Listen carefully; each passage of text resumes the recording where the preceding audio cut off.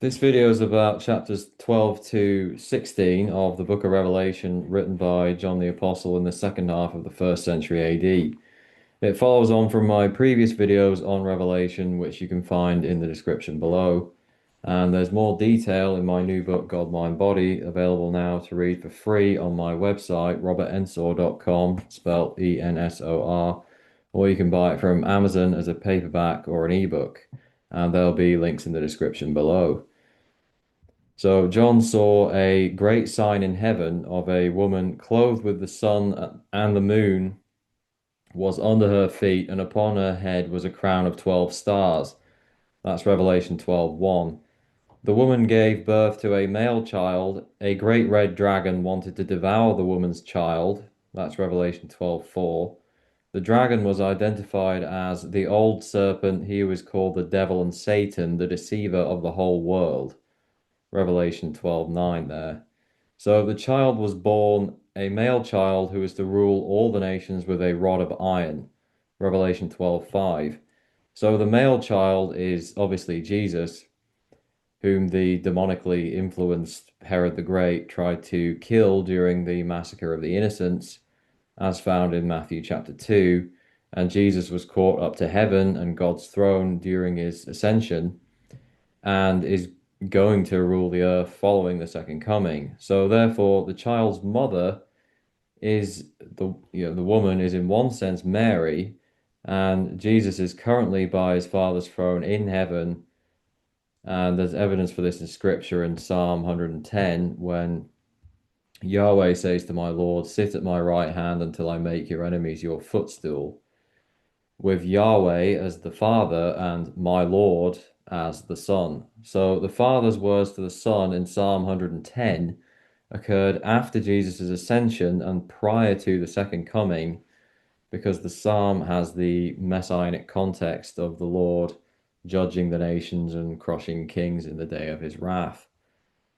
So the woman that John saw in the vision, fled into the wilderness where she will be nourished for 1,260 days.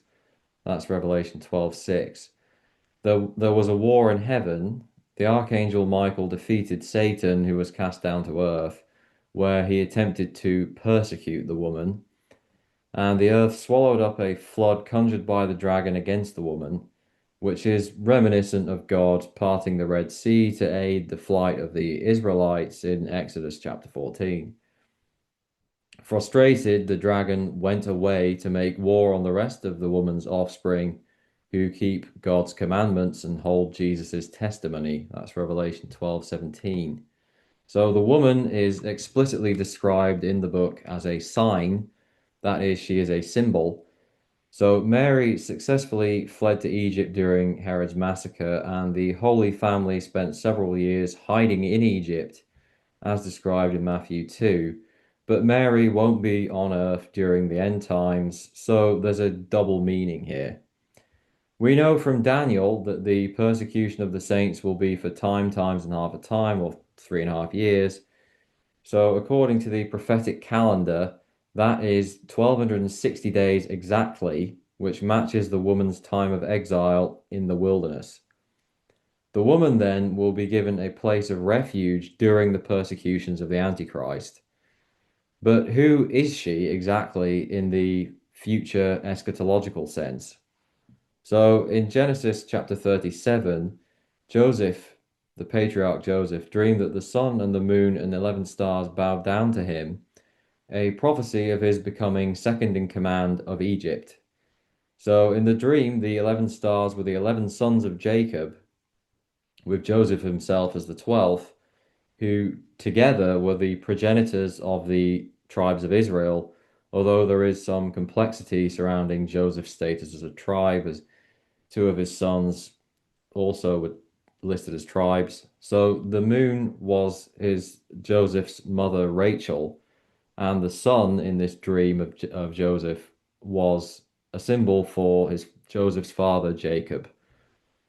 And Israel is pictured as a pregnant woman numerous times in the Old Testament. Jesus was, of course, a child of Israel as well as the Son of God and the Virgin Mary. So the fact the children are described as holding Jesus' testimony while their mother is not implies that their mother is not Christian, at least to begin with. So the woman represents the Israeli remnant that will flee to the mountains of Bozrah, which is basically Petra Jordan, to avoid the beast persecutions in another iteration of the Exodus typology. But the woman's children who hold Jesus' testimony are obviously Christians. Since they are Christian children of a woman representing Israel, the offspring are likely to be Jewish Christians, including at least some of the elect, the saints of Daniel 7:21 that the little horn made war against. So the Antichrist will be able to target some of these Jewish Christians because, unlike the Israeli remnant prophesied to flee outside of his jurisdiction to Edom, the elect, some of them, will still be in Israel and the other lands of the Antichrist's empire. In chapter 13, verse 1, the beast arises out of the sea. The woman fleeing the dragon is the flight of the remnant prophesied by Jesus on the Mount of Olives to swiftly follow the abomination of desolation, which we know will be committed by the Antichrist. But the beast, who is, it's another word for the Antichrist basically, is introduced after the woman clothed in the sun. So the narrative of Revelation is not strictly chronological. The beast from the sea is literally described in Revelation as some form of earthly power, since authority over every people, tribe, and language was bestowed upon him by the dragon. The beast is given power for 42 months. That's Revelation 13:5. This is the time, times, and half a time that Daniel's little horn will continue for, and possibly the woman's 1260 days exile in the wilderness, all of which taken together is further evidence for the prophetic calendar being used by the prophet Daniel. So the beast had 10 horns and 7 heads and spoke blasphemies against God and those who live in heaven in Revelation 13:6. All who dwell on the earth, except for those whose names were written in the book of life, will worship the beast, as it says in Revelation 13:8. That means everyone in the earth who refuses the mark will at some point receive eternal life. So the beast made war on the saints and overcame them. Now, the 10 horns of John's beast evoke Daniel's 10 horns of the fourth beast that Daniel saw in his vision. And these 10 horns represented kings who arise out of the fourth kingdom, which we have identified as the Roman Empire. So the beast from the sea also corresponds to the little horn of Daniel, who spoke arrogantly and made war on the saints. This little horn had man-like features, while the beasts of Daniel were all kingdoms or empires, which means that the beast from the sea is a dictator at the head of an empire, and the empire or alliance under his control, comprised of 10 kings and associated with 7 mountains in Revelation 17:9. So the beast resembled a leopard with a bear's feet and a lion's mouth, implying that this beast will combine characteristics and territories of the Greek, Medo-Persian, and Babylonian empires referenced in the book of Daniel, chapter 7, who were represented symbolically as these various animals. So the beast from the sea is a backward and a forward-looking typological symbol covering all of the animals and kingdoms of Daniel, especially the Roman Empire, in addition to a final empire or alliance during the end days that will emerge out of a divided post-Roman world order. So one of the beast's heads looked as if it was wounded fatally, but was miraculously healed, causing the world to marvel at the beast. And this event is later described as a fatal wound of the sea beast that was healed in Revelation 13:12. So what are we to make of the beast having authority over every tribe, people, and language, and all those who dwell on the earth, except those in the book of life, coming to worship this beast? Well, clearly the beast coming up out of the sea will be the false Messiah, the Antichrist, And in a literal reading of the English translation found in English language Bibles, he will rule all the peoples on the entire planet. But the Greek word gez, used in 13:8 of the book of Revelation, can mean land, soil, the whole earth, or a region of the earth. And the ancient concept of the whole world didn't extend much beyond the Roman Empire. So the Antichrist empire is comprised of only 10 kings and their kingdoms, but there are 200 nation states in the world today. So it is linguistically possible that the Antichrist will directly rule only a region, not the whole world, and that in fact seems far more likely. If anyone is to go into captivity, he must go into captivity. If anyone is to be killed with the sword, he must be killed. Here is the endurance and faith of the saints. That's from Revelation 13:10. So I'm using the World English Bible here, which is in the public domain, and their translation seems to suggest a philosophical attitude to martyrdom and death in the face of the Antichrist persecutions. But this verse, 13:10, has also been translated in a way that implies the one who sends into captivity will be taken captive, and he who kills with the sword will be killed with the sword, very much like all those who take the sword will die by the sword. You know, the famous saying from the Gospel of Matthew, Matthew 26:52. So this latter interpretation may be taken as an exhortation from Jesus not to retaliate, and an assurance from Jesus that what goes around will come around on the heads of the persecutors. The beast from the earth, also known as the false prophet, makes the earth worship the first beast and his image. So this false prophet performs signs making fire come down from the sky. That's Revelation 13:13. It's called the beast from the earth and the false prophet in Revelation 16:13. So he deceives my own people who dwell on the earth because of the signs he was granted to do in front of the beast, saying to those who dwell on the earth that they should make an image to the beast who had the sword wound and lived. That's Revelation 13:14. Now, the concept of the remnant was introduced by the prophet Isaiah and spoken of by the other prophets. The earth beast is described in Revelation as looking like a lamb, but speaking like a dragon in Revelation 13:11, meaning that he may pose as Jesus or a messianic figure, but he will actually be possessed by the devil. Jesus himself warned of false Christs in the Olivet Discourse. False Christs, plural there. So, you know, you have the beast from the earth and the beast from the sea, the false Messiah and the false prophet. So the beast from the earth said to those who dwell on the earth, which again could also mean land or region in the original Greek, the beast from the earth said to these people that they should make an image of the sea beast. The false prophet was able to give breath to this image and make it speak and cause as many as wouldn't worship the image of the beast to be killed. That's from Revelation 13:15. So the problem of idolatry, familiar from the Old Testament, will rear its ugly head once again, but in a new and unfamiliar form. So the verse is about a living, speaking, killing image, which, you know, this is from the Greek word icon, which can mean a statue. These verses sound very much like an ancient person's description of an armed robot, which is exactly what it will be. He causes all, the small and the great, the rich and the poor, the free and the slave, to be given marks on their right hands or on their foreheads, and that no one will be able to buy or to sell unless he has that mark, which is the name of the beast or the number of his name. That's Revelation 13:16 to 17.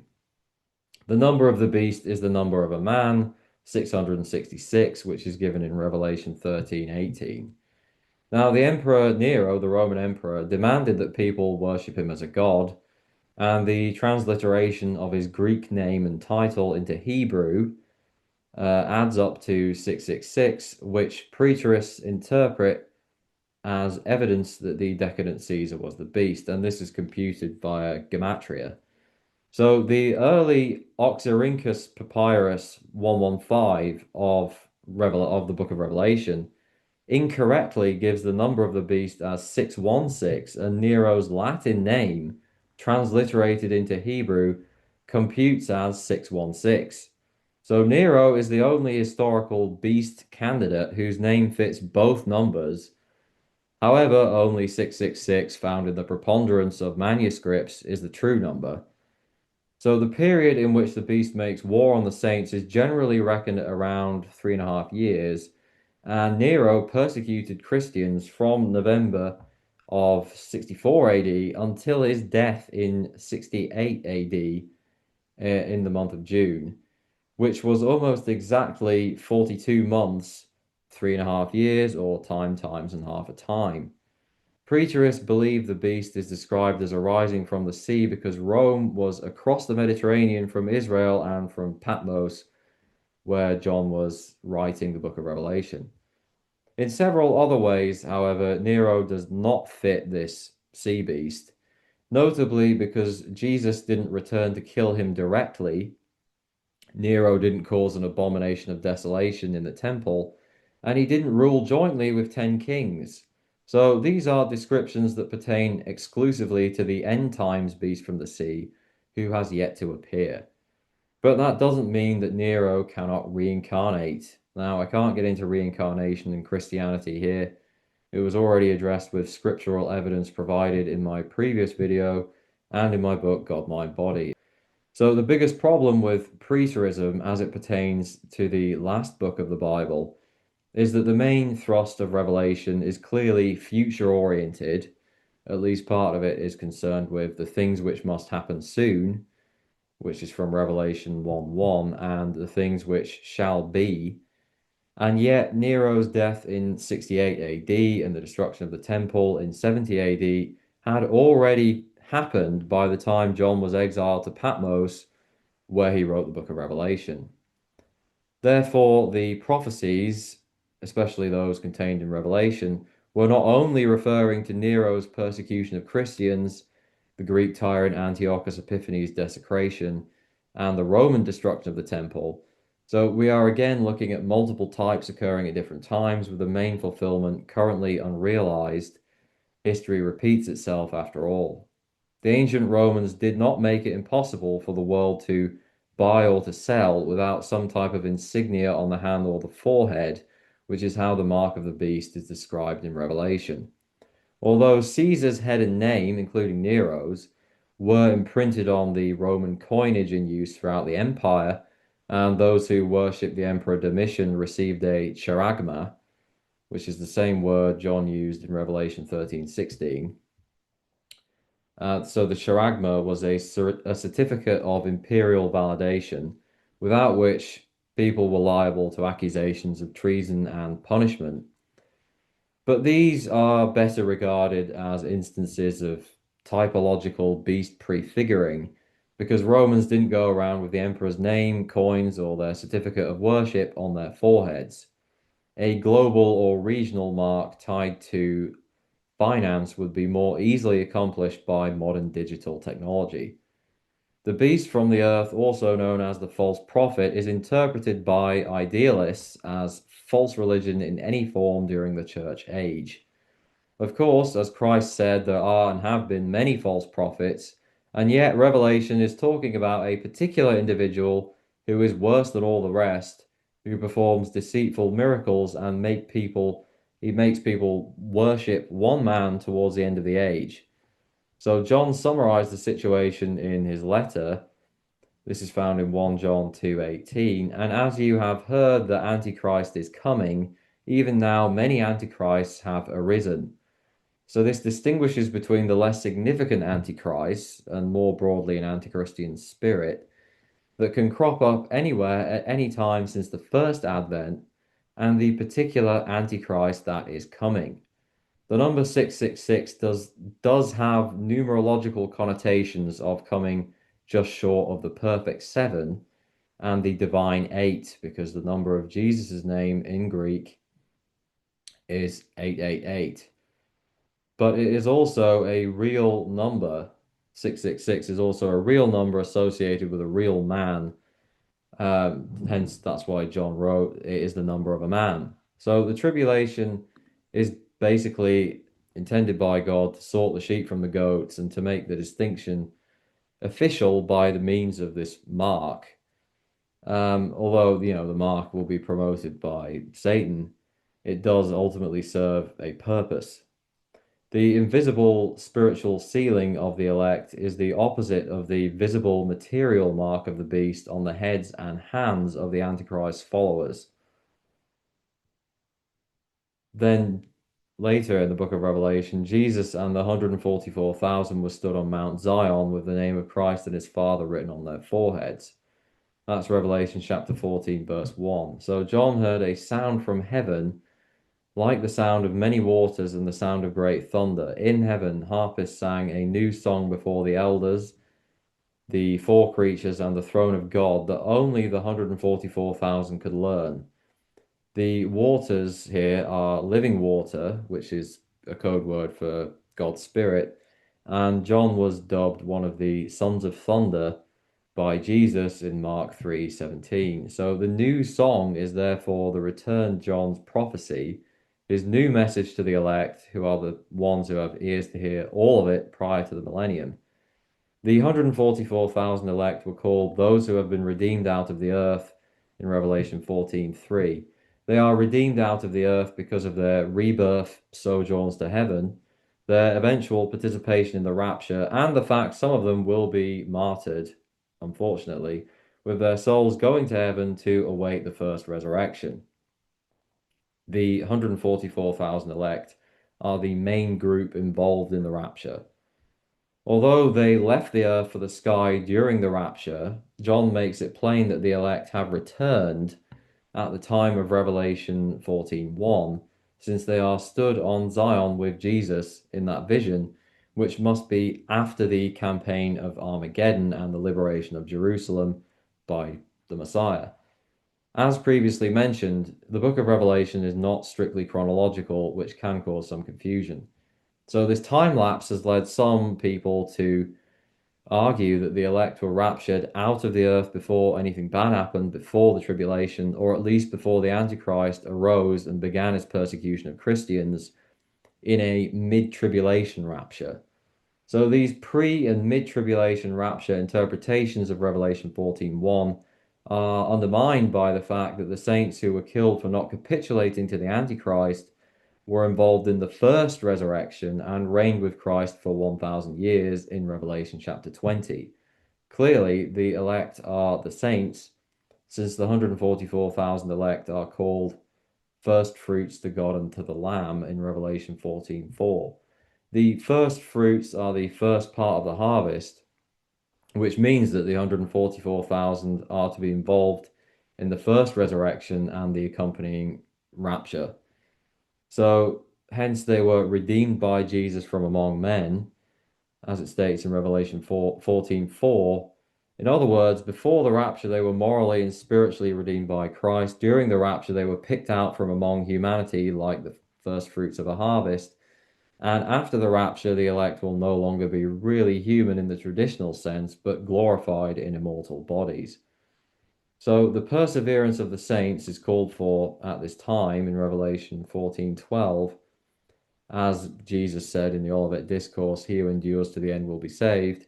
So who are the elect, if not these saints, the saints of Daniel, who the beast and the little horn make war upon, and who Daniel foresaw ruling God's kingdom with the Son of Man? Are there saints and elect as two distinct groups? Did Daniel omit to mention the elect? The whole picture is much simpler if you accept that the elect are saints. So an angel announced that Babylon the Great has fallen, which has made all the nations to drink of the wine of the wrath of her sexual immorality. That's Revelation 14:8. Then an angel warned people that if anyone worships the beast or his image and receives a mark on his forehead or on his hand, he also will drink of the wine of the wrath of God, which is prepared unmixed in the cup of his anger. He will be tormented with fire and sulfur in the presence of the holy angels and in the presence of the Lamb. The smoke of their torment goes up for ever and ever. That's from Revelation 9:11. Therefore, the Bible states anyone who receives the mark of the beast will be judged and thrown in the lake of fire, where their souls and bodies will be destroyed. Confusingly, this angelic warning must precede the mark of the beast and its introduction for the warning to be a warning. But the fall of Babylon is here referred to in the past tense and described in more detail after the introduction of the beast's mark. So again, the text is not completely linear. Then I heard a voice from heaven saying, "Write, blessed are the dead who die in the Lord from now on." That's Revelation 14:13. This means that those who die in the Lord, those who have the Lord's Spirit in them, from that point on, unlike many of the earlier martyrs seen beneath the throne of God, will participate in the first resurrection as opposed to the second resurrection, which comes later. And that is why these individuals are considered to be blessed. So Revelation 14:13, together with the calls for the endurance of the saints, undermines pre-tribulation dispensationalist teachings that the church of true believers will be raptured before the Great Tribulation. Why would Christians need to be prepared to die and endure persecution in an eschatological context unless they are to be on earth for that tribulation? So John saw 7 angels with 7 bowls. Revelation states that with the bowl judgments, God's wrath is finished. And this ties the bowls to the eschatological concept of wrath, which usually means the wrath of Lord Jesus when he reappears to defeat the Antichrist and save the remnant and Jerusalem. In Revelation 16:2, the first angel emptied the first bowl on the earth, and it became a harmful sore on the people who had the mark of the beast and who worshipped his image. So taking the mark is not the refuge from suffering that it may seem to be, and these open sores were foreshadowed by the boils afflicting the Egyptians during the 10 plagues of Egypt back in Exodus 9, as well as the pestilence that Josephus described occurring during the siege of Jerusalem back in the 60s AD. So the second angel poured out his bowl into the sea, and every living thing in the sea died. The third angel used his bowl to poison the rivers and springs of water, and they became blood. That's a quote from Revelation 16:4. Again, this could be what Isaiah predicted would happen to the water sources in eschatological Egypt, suggesting that this judgment at least may be localized rather than worldwide. Further evidence that this judgment will affect Egypt comes from the typological first plague in Exodus, which turned the Nile to blood. That's found in Exodus 7:20. The fourth angel of the bowl angels went around scorching people with great fire. And this corresponds to Paul's statement that Jesus will return with his mighty angels in flaming fire, found in 2 Thessalonians 1:7-8, with the angels here being the angels with the bowls. So the fifth angel darkened the kingdom of the beast in Revelation 16:10, which evokes the darkness that came over Egypt for 3 days in Exodus and the darkening of the sun, moon, and stars associated with the coming of the Son of Man, prophesied by Jesus himself on the Mount of Olives in Matthew 24. This is literally a thick cloud that envelops the earth or the region of the beast's kingdom. The sixth angel targeted the Euphrates and its waters dried up. So this is the river Euphrates, which ran through Babylon. So frogs came out of the mouth of the beast and the false prophet. And these were demons that gathered the kings of the earth together for the war of that great day of God the Almighty. That's from Revelation 16:14. So if they're being gathered together for the day of the Lord, around the time of the bowl judgments, the third and last series of divine judgments in Revelation, then the day of the Lord is at or very near the end of the tribulation. This gathering of the armies of the nations was also foretold by the prophet Joel. So the seventh angel poured out his bowl, causing a great earthquake, such as has not happened since there were men on the earth. That's from Revelation 16:18. The great city was divided into 3 parts, and the cities of the nations fell. That's Revelation 16:19. So this is reminiscent of Isaiah's prophecy of the earth being broken, torn apart, and shaken violently in an earthquake of unparalleled magnitude, found in Isaiah 24:19. So it is likely to be the earthquake foretold in Zechariah 14 when Yahweh stands on the Mount of Olives and splits it in two with a massive earthquake, enabling refugees to flee Jerusalem. The great city mentioned in Revelation 16 could be Babylon the Great, which will literally be Babylon on the river Euphrates, since that is the only named city referred to as great in the book of Revelation. That would also explain the other references to the Euphrates and the beast kingdom being darkened in the book of Revelation. So another candidate for the great city, divided in three, is Jerusalem, given previous references to the holy city in Revelation, also given Zechariah chapter 14, Jerusalem's history of earthquakes, the fact most Bible prophecies are concerned with Jerusalem, and other allusions later in the book of Revelation. Every island fled away and the mountains were not found from Revelation 16:20. This suggests that the islands are submerged in a great flood caused by the massive earthquake. So let's not forget that Daniel foretold that its end will be with a flood, and God promised after the deluge in Genesis that he would never again destroy the earth and cut off all life with a flood, but he never promised not to destroy a large portion of the life on earth with a flood. In any case, humanity failed to keep their end of the Noahide covenant, potentially rendering that covenant null and void. And Babylon has always been liable to flooding, the area of Babylon, because the city of Babylon sat on the river Euphrates with the Tigris River and the Persian Gulf nearby. So massive hailstones weighing a talent each also came down on people in the book of Revelation, and these people cursed God for the severity of the plague. So there's more detail again in my book God, Mind, Body, which is available to read for free on my website, or you can buy it from Amazon. Thanks for listening.